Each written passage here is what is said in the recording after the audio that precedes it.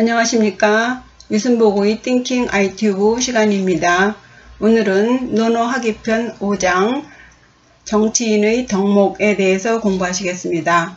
본 방송에 앞서 아직 유순보고의 띵킹 아이튜브의 구독자가 아니신 분들 아래 빨간색 구독 버튼 눌러주세요. 더 알찬 방송으로 보답하겠습니다. 자왈 도천승지국 경사이신 절용이 애인 사민이시. 이 구절은요, 공자님이 천승지국을 다스리는 제후가 어떤 덕목을 가져야 하는지 말씀하시고 있습니다. 경사이신, 절용이 애인, 사민이시, 이 세 가지 덕목을 말씀하셨습니다. 어떤 것인지 하나씩 살펴보겠습니다. 먼저 도천승지국 그랬어요. 천승지국, 천승의 나라를 다스리려면 이런 뜻이에요. 이 도자가요, 우리가 알고 있는 길도가 있고요. 동사로는 말하다 라는 도자가 있죠. 여기서는요, 다스리다, 이끌다 라는 뜻이 있습니다. 이 도자를 파자해 보면요, 요 가운데 안에 들어가 있는 게 머리 숫자지요. 우두머리 숫자예요. 그 다음에 요 책받침부는요, 시험시험 갈 착자입니다. 그러니까 우두머리가 많은 사람들을 이끌고 천천히 나아가는, 길을 이끌고 나아가는 그런 형상입니다. 요 도자 아래 마디촌자를 넣어서 이끌다 라는 뜻도 있는데요. 다스리다 라는 뜻을 말하고 있습니다. 그럼 천승지국이 어떤 나라인가? 천승의 나라가 어떤 나라인지 먼저 보셔야겠죠. 천승지국은요, 제후국이라고 합니다. 이 천은 일천천자고 승은 수레 승자죠. 수레가 천대의 수레를 지니고 있는 나라예요. 전쟁이 나면 천대의 수레를 내보낼 수 있는 그런 정도의 규모를 가지고 있는 나라를 천승지국이라고 합니다. 그러면 이 제후의 계급이 어느 단계인가를 보시면은요, 맨 위에 천자가 있습니다. 그 아래에 제후가 있어요. 그 밑이 대부, 그 밑이 사예요. 선비사를 쓰는 사입니다. 그래서 이 천자는요, 만승지국이라고 해요. 수레가 만대, 전쟁이 나면 만대의 수레를 지원할 수 있는 나라가 만승지국, 그래서 천자의 나라가 되고요. 이 제후국은 천승지국입니다. 이 천승지국의 규모, 이 수레가 1000대이면 어떤 규모인가를 보시겠습니다. 이 주나라 제도에 의하면은요, 제후는 전차 1천승과 3군을 거느린다 했어요. 이 3군이라는 것은요, 35,000호의 규모예요. 이 호자는 집호입니다. 옛날에는 그 병농일치라고 해가지고 1호당, 한 가정당 전쟁이 나면 병사로 출동할 수 있는 그런 것이 1가구당 1명씩 있어야 돼요. 그래서 병농일치라고 해요. 평소에는 농사를 짓다가 전쟁이 나면 병사가 돼서 출전하는. 그래서 35,000호다 하면은요, 군사가 35,000명이라는 거예요. 3군의 규모가. 그러면, 천자는요, 6군을 가지고 있다 그랬어요. 그럼 6군이면은요, 70,000호라고 합니다. 그래서 옛날에는 병사와 그 농사군이 같은 일을 했어요. 전쟁이 나면, 병사로, 전쟁이 없을 때는 농사를 짓고 이런 식으로요. 그래서 이 전차 한 대는요, 말이 4마리가 끄는 것이 전차 한 대예요. 전차 한 대에는 창을 든 장교, 그 다음에 활을 든 장교, 그 다음에 말을 모는 마부 역할을 하는 장교, 이렇게 각 한 명씩 3명이 탑니다. 그리고 그 뒤에 각 장군에 소속되어 있는 보병이 24명이에요. 그러면은 장교가 3명이니까 24 곱하기 3 하면 72명이 되겠죠? 요 72명하고 장교 3명하고 75명이 이제 한 수레당 편성이 되는 겁니다. 이해가 되시겠죠?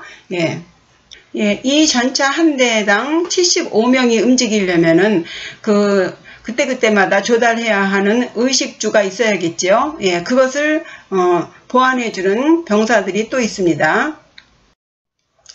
양식 보급 담당이라고 해서 총 25명이에요.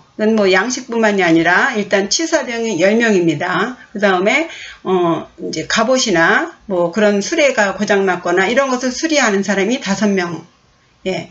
짐승 말 4마리에다가 소를 몇 마리 가지고 다녀요. 예, 음식 대용으로 쓰는 것인지, 예, 그 짐승 사육 관리가 5명이고요.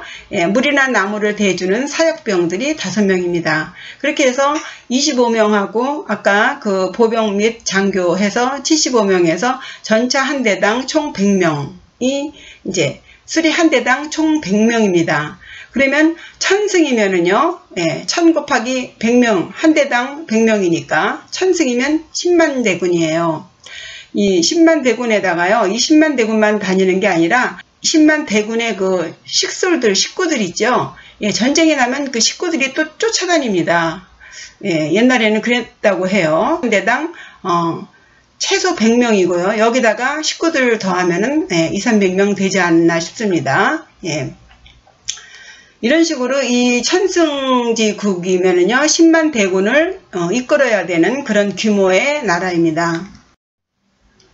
그런 규모의 나라를 다스리는 제후는 어떤 덕목을 가지고 있어야 하는가, 예, 어떻게 다스려야 하는가, 그것이 이제 3가지가 있는데요. 첫 번째가 경사이신입니다. 예, 이것도 참 해석이 여러 가지예요. 우리나라에서 이 한자를 해석하는 게 몇 번 말씀드렸지만 좀 두리뭉실한 감이 있습니다. 이 공경할 때 공자도 공경할 공, 경자도 공경할 경, 이런 식으로 그냥 다 비슷비슷한 뜻으로 새기는데요. 이 사자는 일사자가 되겠고요. 이 경사에서요, 경자를 보시면요, 이 경자는요, 요 앞에 이 구자 있죠. 요 구자가요, 이 안에 이 구는요, 개구자를 약자로 쓴 거고요. 이 개가 바짝 긴장을 해서 요 위에는요, 이 두 기를 쫑긋하고 있는 긴장한 상태의 개의 상형이라고 합니다. 그리고 옆에 이렇게 매를 때리는 칠복이에요. 복자예요. 그래서 개를 앞에다 두고 회초리를 들고 치는 상태의 상형 모양입니다.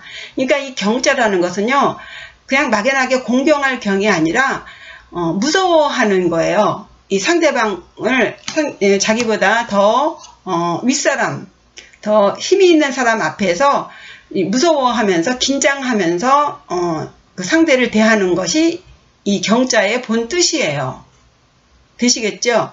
그래서 경사하면은요, 이를 경하게 치는 거예요. 이 한문을 공부하시면은 아시겠지만, 우리가 이걸 경으로 읽잖아요. 그러면은 요 경자와 비슷한 그 다른 한자들하고 그 다른 한자들의 의미가 들어있는 경우가 많습니다. 그 놀랄 경자 있죠? 예. 요 경자 밑에 말마자가 들어가면은요, 놀랄 경자가 됩니다. 이 말이라는 홀수 있죠, 말. 짐승 말이요. 예, 이 말이 굉장히 예민한 동물이라고 합니다. 그래서 이렇게 말띠들이 성격이 좀 델리케이트하다고, 조금 예민하다고 그래요. 이 말은 항상 긴장 상태에 있어서 잠도 서서 잔다고 합니다. 근데 정말 저 궁금해요. 진짜 말이 서서 자는지. 예, 말은 그 정도로 경한 거예요. 굉장히 민감한 상태예요. 예, 이 경자의 뜻을 아시겠죠? 예, 그런 것을 생각하시면 훨씬 쉬워요. 그래서 이를 무섭게 회초리를 치면서 개를 훈련시키듯이 그렇게 한다는 거예요. 경사는요. 이거를 많은 해석들을 보면은요, 이를 공경하다라고 해요. 이를 공경하는 게 무슨 뜻입니까? 예, 그런 식으로 해석을 하면은요, 뜻 전달이 어렵죠. 예, 아는 사람이야 알 수 있겠지만 뭔 뜻인지 모를 수 있습니다. 예, 이를 아주 엄하게 시키는 거예요. 예, 훈련시키듯이. 그렇게 하면서 경사하면서 신해라 했어요. 그러면은 요 접속사 이자고요. 이를 엄하게 시키면서도 나의 말을 믿게 해라. 이렇게 되거든요. 뭐냐면요. 상대방을 회초리 치듯이 엄하게 이렇게 하면은요. 의가 상할 수가 있어요. 그렇죠? 의가 상할 수 있어요. 그래서 믿었게.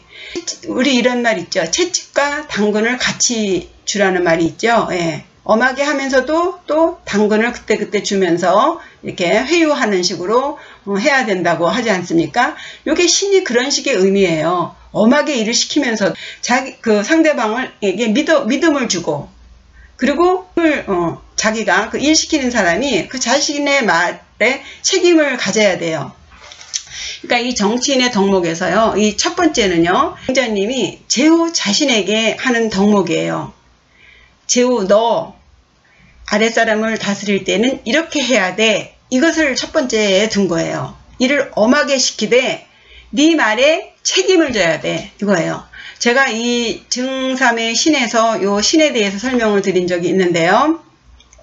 이 신자는요, 사람이 말하는 거예요. 예, 사람이 말을 하는데 어떻게 말을 하는 것이냐면요, 신 앞에서 말하는 거예요. 아까 경자 말씀드렸을 때 이 경 속에는 놀랄 경자의 뜻이 들어있는 것을 감안해라 라고 말씀을 드렸듯이 요 신자도요, 신 있죠. 보이지 않는 신. 그런 의미가 있어요. 신 앞에서 인간이 말하는 거예요. 절대 거짓말하는 말을 하면 안 된다는 의미의 신이에요. 그래서 이 제후가 윗사람이 정치인이 아래 관리에게 일을 시킬 때는 엄하게 시키면서도 네가 시키는 그 일에 대해서 책임을 가져야 된다. 이런 의미입니다. 예. 일은 엄하게 막 시켜놓고 결과에 대해서는 나는 책임 없어. 니들이 그렇게 했잖아. 이런 식으로 하면 안 된다는 거예요. 일을 엄하게 시키면서 네가 한 일에 대해서 책임을 가져야 된다예요. 제후에게 준 충고입니다. 첫 번째는 그렇습니다. 예, 두 번째 보시겠어요? 이 전룡이 애인이에요. 요거는요, 제후가 이 아래 관리들을 어떻게 다뤄야 되느냐를 설명하고 있어요.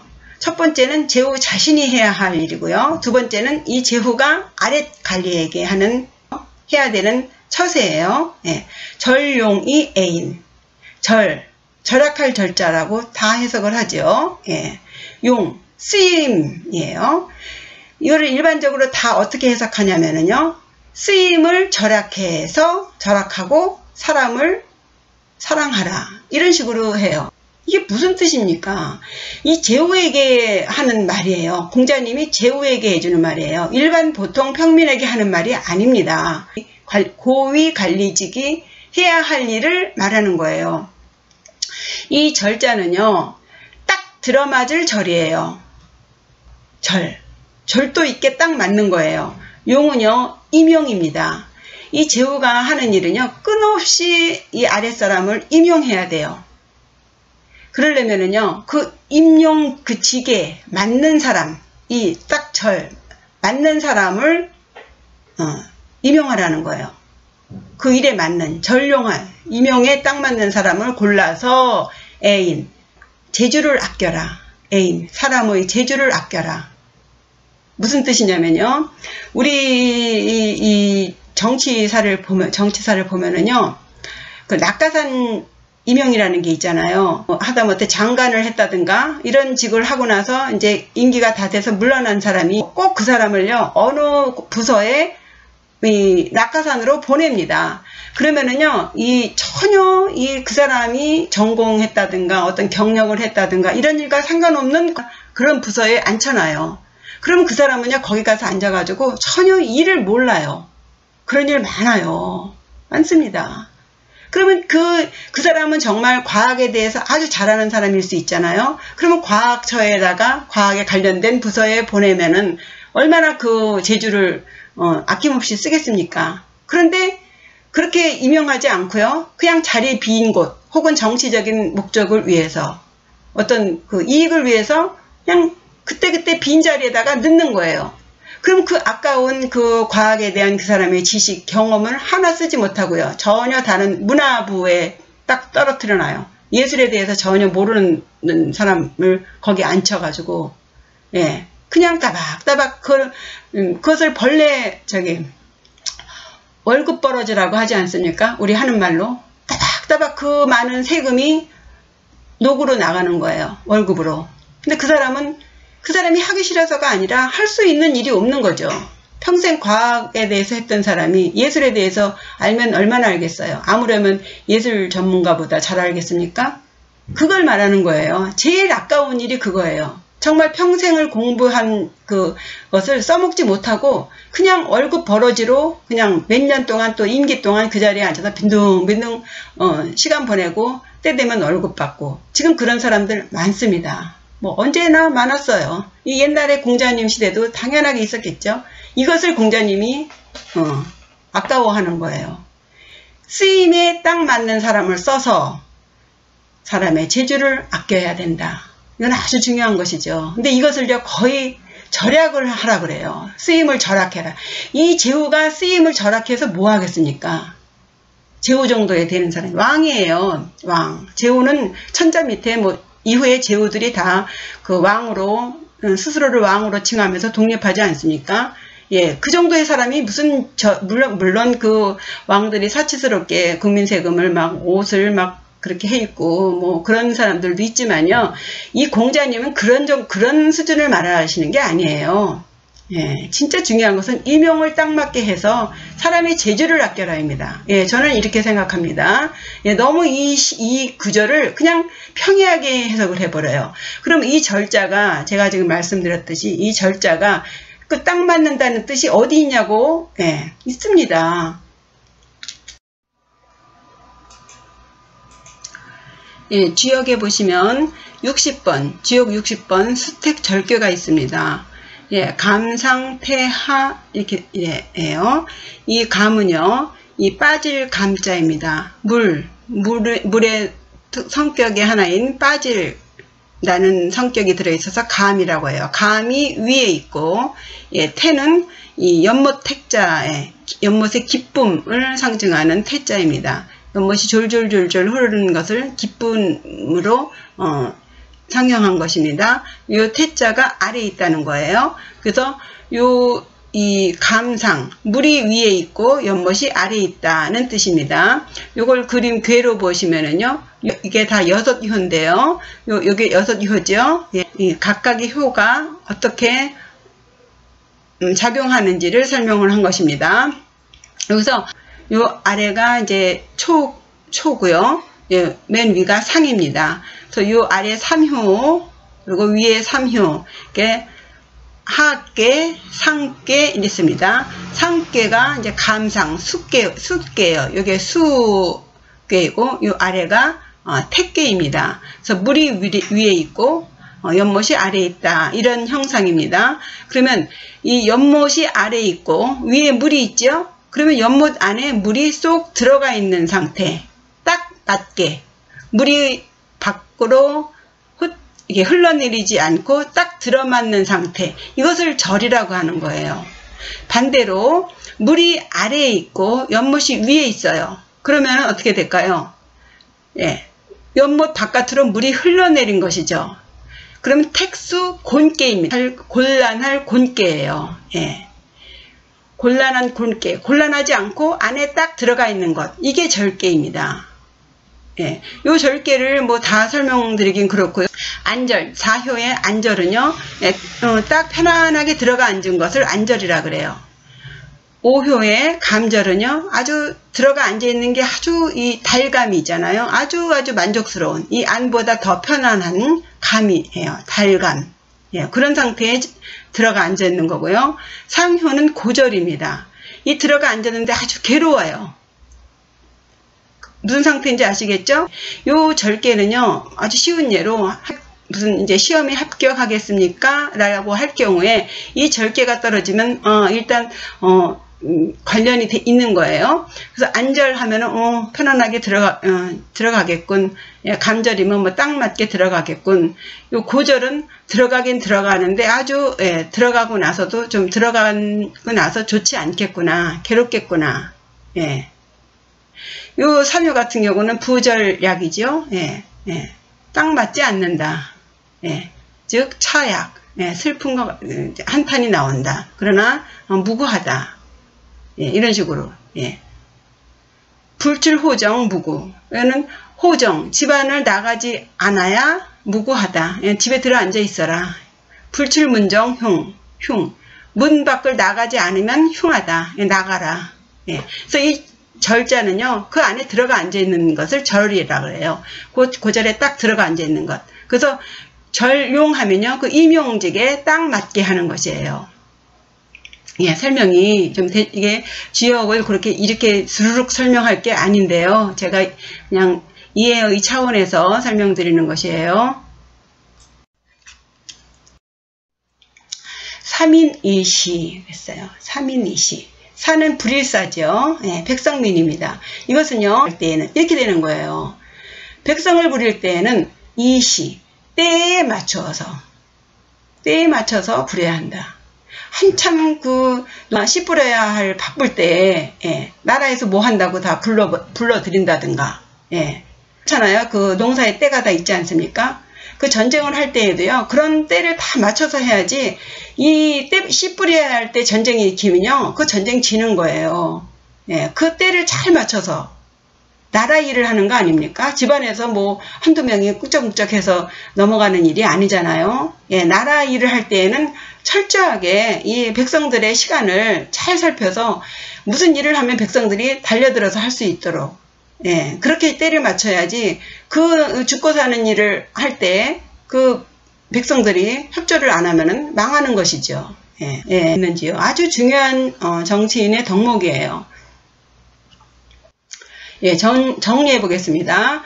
예, 자왈, 공자가 말하기를 도찬승지국, 찬승의 나라를 다스리려면, 예, 찬승지국, 제후에게 하는 얘기예요. 예, 경사이신, 일을 엄하게 해라, 일을 엄하게 시켜라, 부려라.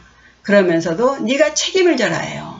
이거를 믿음을 줘라, 믿었게 해라, 뭐 이렇게 하면은요, 뜻이 전달이 안 돼요. 예, 네가 책임지라는 거예요. 네가 일을 엄하게 시키고 그 엄하게 시킨 만큼 네가 확실하게 책임을 져, 이거예요. 예.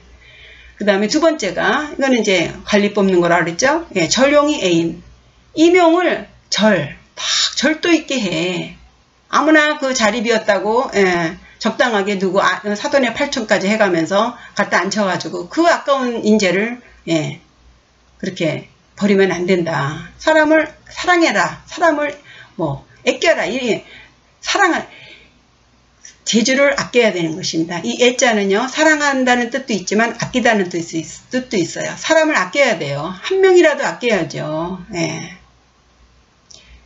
정말 맞는 뜻 같지 않으십니까? 예, 지금 해석들이요, 인터넷 보면은요, 그냥 누가 하나 해석 하나 올리면은요, 그냥 그걸 다 복사해서요, 그냥 이렇게 검증되지 않은 해석들이 막 돌아다녀요.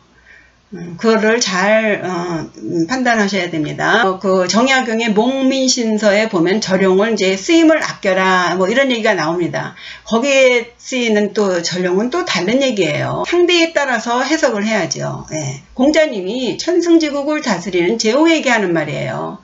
제후에게 무슨 쓰임을 아끼라 그래요. 제후는 윗사람이 아끼면은요, 아랫사람은 굶어 죽는 거예요. 윗사람은 풀어야 됩니다. 돈 있는 사람이 풀어야 돼요. 위에서 허리띠를 죄면요, 아랫사람은 주워 먹을 게 없는 거예요. 절대 아닙니다. 예, 절용이 애인, 임용을 절도 있게 해서 사람의 재주를 아껴야 된다. 그쵸? 예. 3인이시, 백성을 부릴 때에는 반드시 때에 맞춰야 한다. 예. 아무 때나 자기 맘대로 자기가 위에 있다고 그냥 아무 때나 오라가라 하면은요, 예, 큰일 납니다. 큰일이죠. 이게 덕이에요. 없이 아랫사람의 상황을 보면서, 예, 배려해주고, 예, 그들의 때에 맞춰서 해줘야 돼요. 그들이 원하는 게 무엇인지, 예, 그래야 그 윗사람이 그 자리를 유지할 수 있는 것이죠. 그렇게 안 하면은요, 절대 유지할 수도 없습니다. 예. 이 오늘 부제를 덕목이라고 그랬죠. 정치인의 덕목, 예, 덕. 한번 말씀드린 적이 있는데요. 이 덕이라는 것은요, 전에 파자해드렸죠. 예, 길을 가면서 10개의 눈을 가지고 온 마음으로 살피는 것, 이게 덕이에요. 정치인이 해야 할 일이죠. 첫 번째 1번은 공자님이 제후에게 제후 자신이 해야 할 일. 두 번째는 관리를 뽑으려면 딱 그 직에 맞는 사람을 골라서 재주를 아껴야 한다. 이거예요. 이 세 번째는 뭐예요? 백성들을 다룰 때는 어떻게 다뤄야 되는가를 설명하고 있어요. 문장이 완벽한 문장입니다. 재미있으셨나요? 예. 여기서요, 요 YSB, 저의 로고입니다. 유순복의 로고예요. 그냥 5분 만에 만든 거예요. 그냥 심심해서 만들어 봤습니다. 예. 구독과 좋아요는 저에게 큰 힘이 됩니다. 감사합니다.